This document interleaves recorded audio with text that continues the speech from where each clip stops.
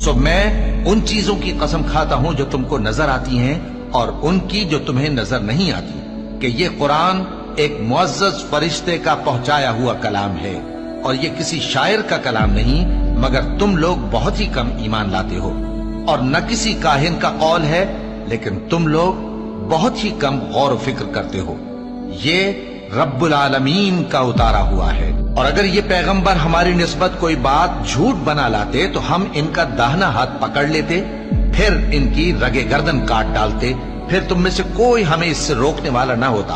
और ये किताब तो परहेजगारों के लिए नसीहत है, और हम जानते हैं कि तुम में से बाज इसको झुटलाने वाले हैं।